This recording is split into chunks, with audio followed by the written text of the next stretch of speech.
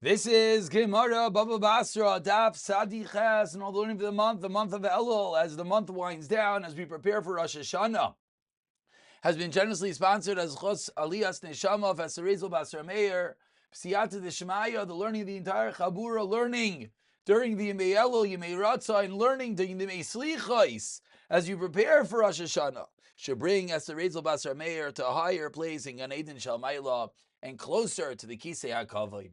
We're holding on the bottom of Sadik Zayin Amid Beis as we begin a new Mishnah, a Mishnah discussing the sale of Yayin. Hamocha Yayin the Chaver of Hechmitz. Someone sells wine to his friend and it turns sour. Einoi Chayav Achriyusai. One is not obligated for the achrayus from the loss. But if the seller knew that his wine always sours, then so what are you selling him wine? If you know that it's going to turn sour, then you have to refund the buyer his money. But if the seller said to the buyer, Yayin mevusam ani moicher lechaz, we turn over to Sadiches Amid Aleph.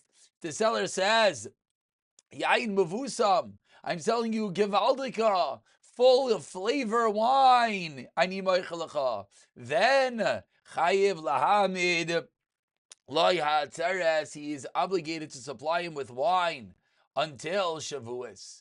The Yashain Mishtel Ishtakid. If he said, I'm selling Yashain, old wine, Mishel Ishtakid, that means from the previous year. If he says Miyushan, aged wine, then Mishel Gimel Shamin, then 3 years. Now, just to point out, what does it mean, Mevusam? We said full of flavor wine, so the Rashbam in the top line points out what he's saying is, I'm giving you wine that's going to stay for a long time. Then he has to give him wine that could stay all the way till Shavuos. Says the Gemara, Amar Rav Yosi Rav Chanina, Lo Yishanu, they said in the Mishnah, Lo Bekankanim de Lo Keach. When do we say they did in the Mishnah that if someone sells a Meicha Yayin the Chaveroi v'Hechmetz, that he is not obligated to do anything about it? It's only if the wine is poured into the kankan, the keg of the buyer. Aval kankanin de moicher. But if it was left in the kankan, the jug, the keg of the seller, then what? Amar le, the buyer could say, here's your wine, here's your keg, keep everything. The fact that it's still in your barrel, then I, the buyer, have not yet assumed responsibility. As the Rashbam points out, even Lazman Meruba, the buyer could say, why? Because your wine, your keg, your matziv contributed, caused this situation, and therefore the buyer could indeed demand a refund. Says the Gemara, if it's the barrels of the seller, what's the difference? The seller should respond, you didn't have to leave it over here. Very good, it's in my barrel, but you should have come and picked it up and poured it into your own barrel. You should have drank it. The fact that you kept it here, now you want to claim that it's my problem. Answers the Gemara, we're talking about a case where the buyer bought the wine for cooking, and therefore that meant by its very definition, the wine is not being purchased to drink in one day. It's being purchased for a prolonged period of time. That's going to be the reason why the buyer cannot claim, the seller, cannot claim you should have picked up your wine. Says the Gemara, my dochka de Rav Yosi, what pushed? What was a deichik? What forced Rav Yosi, Rav Chanina? Why did he say that the case in the Mishnah is that we're dealing with the kankan, the barrel of the lokeach, and then because he said that was the case, what did he have to follow it up with? That the case was that he purchased it for cooking. So again, look at what just happened. Because you explained that the Mishnah is talking about kankan and deloikeach, therefore you're forced to say the cases you bought it for cooking. But ask the Gemara, look, maybe kankanim de moicher deloy amar leile mikvah. Just flip the case. Say that it's a jug of the moicher and you didn't buy it for cooking. Amar Rava, you know why? Masnitin kashyase. Says Rava, the reason is he had a shverkeit in the Mishnah. The Katani. What did the Mishnah say? Your wine turning sour. Amai. What is the reason? Even if he knows, it's not a case that wine sours immediately. It's a case in which he knows that the wine sours over time. So says the Gemara, I don't understand. Why can't the Meicher still say, you shouldn't have kept it here, you should have picked it up.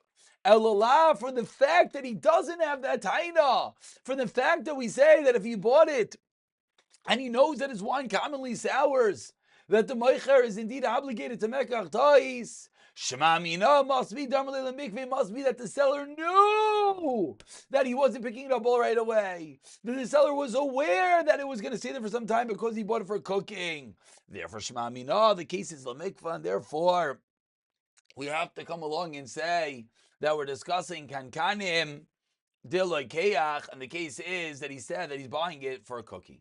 Now that we've proven the reason why we had to explain the Mishnah in this way, how we should understand, which was Dachak Rav Yosef Rav Chanina to explain the Mishnah this way.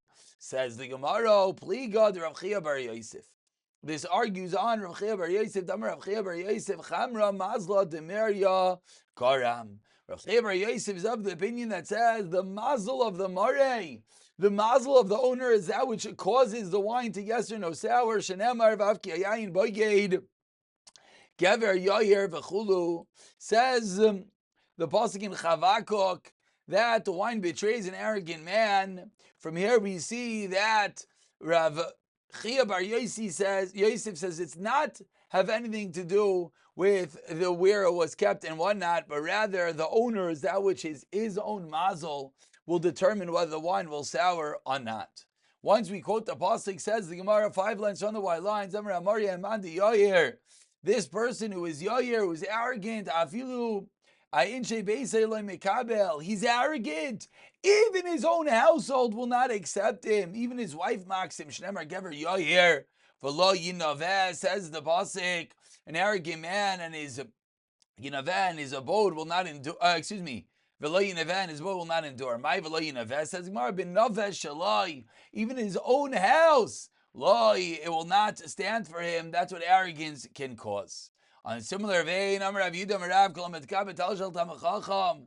who glorifies himself by wearing the talis, the cloak of a Talmid Chacham, goes back to which we learned on Daf Yomi. It says the Rashbam that a Talmid Chacham would have special clothing. They would wear longer clothing. So if someone who is not one but wears it anyways, he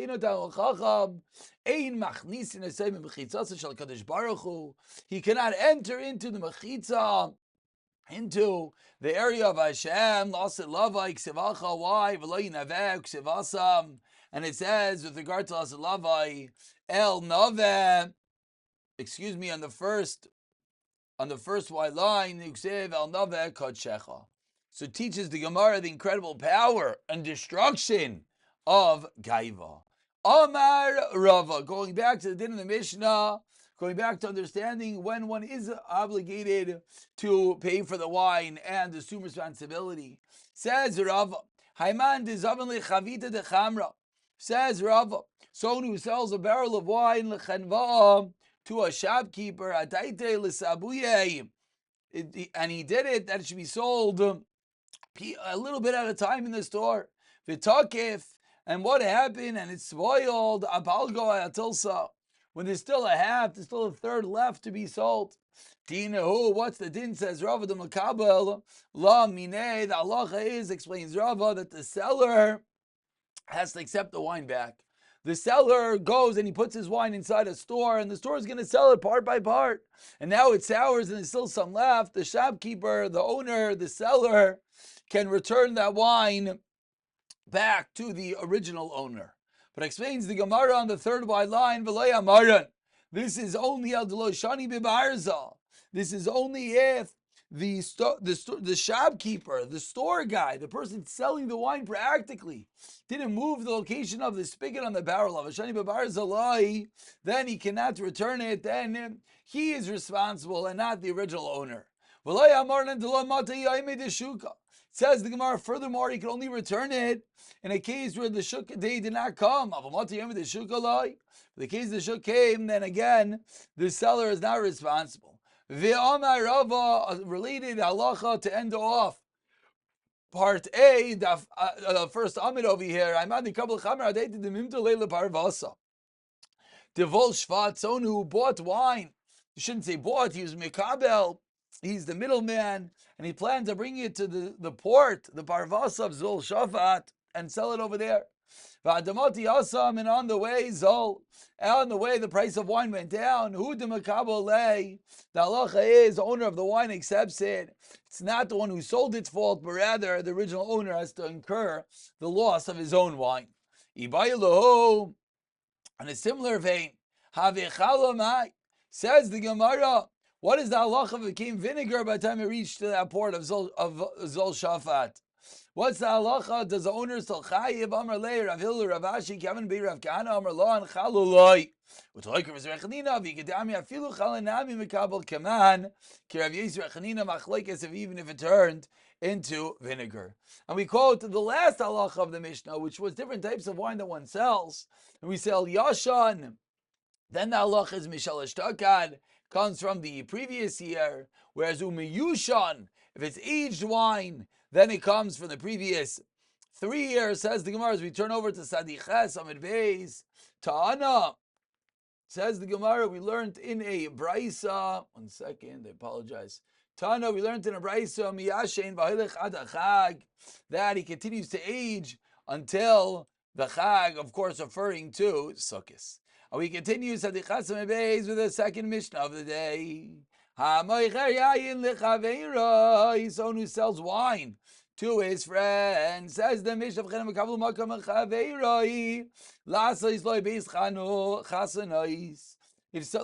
if someone accepted a place from a friend to make a wedding house for his son, or a widow house for the daughter, we'll see what these things mean.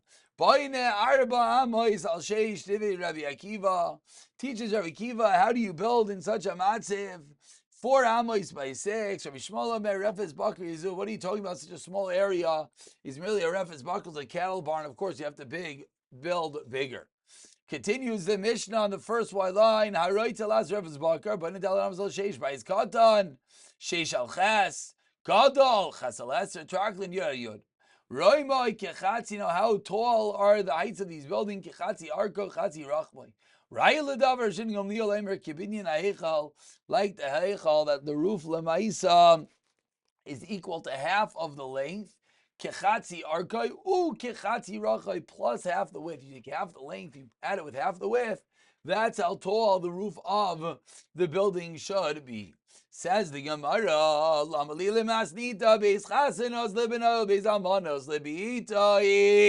what's the question? Says the Gemara, listening to Beis Chasanos Libinai Lubitai, Ubeis Almanos Libinai Lubitai.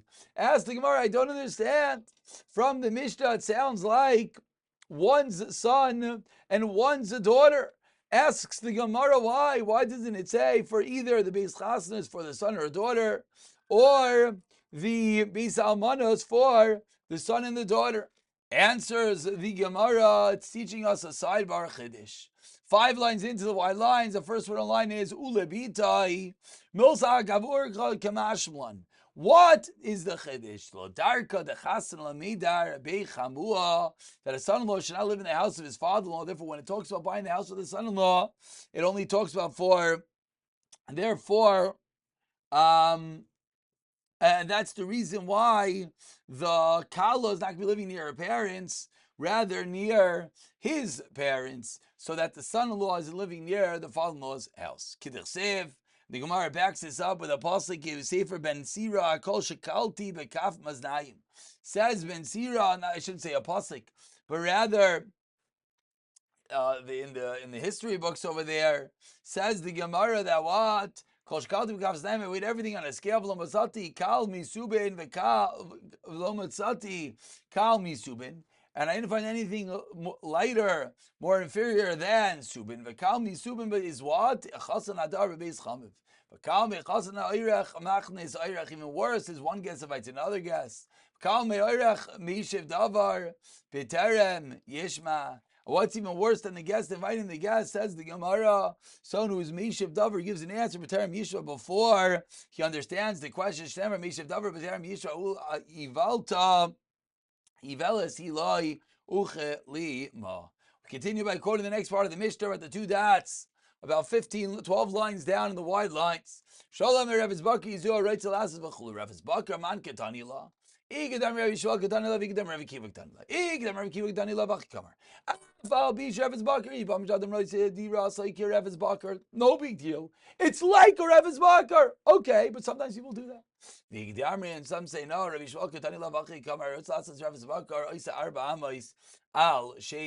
only Revis Bakar. It's not a normal place to live. We continue quoting that. What's a chocolate? Is Yud Yod my chocolate? Says Mar Kuvyata Be Vardi is a pavilion with roses. Tani Vikantir. So notable Zekantir Shtemasi Al Yud Beis is 12 by 12. My Kantir says Mar Tar Beitz Apani, a courtyard of the mansion. And we go down to the Mishnah. The Romi Chatziyag Chatziracho Rai Ledover Shvag Omer Kibinyan Aichal. What's the height of the building? Half of the length plus half of the width, like the building of the Heichal. Rai Ledavar Man Ketanila. Says the Gemara, who's the one that added on this line of Rai Ledavar? Ikdam Rashvag Ketanila Vachi Kamer. Rai Ledavar Minayin. How do we know the height of a building? Omer Rashvag Kol Kibinyan Aichal. The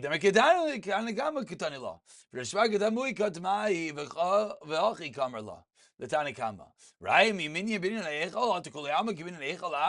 bringing a raya from there? Is that the way we normally build houses? Therefore, the Tanakama was bothered by the statement of Hashem Gamliel. Tanya, another way to calculate the height of a house. The height should be like its beams. The beams that go across according to the width. But to say the rach, why I say kairaisav? He says there are two different terutzim. Either because beisa malya ravach, the house gets wider on the top, and therefore there's different level of beams. The sockets that the beams have to go into. We'll stop over here. As the Gemara will continue discussing the height of the Beis Hamikdash, the Heichal, etc.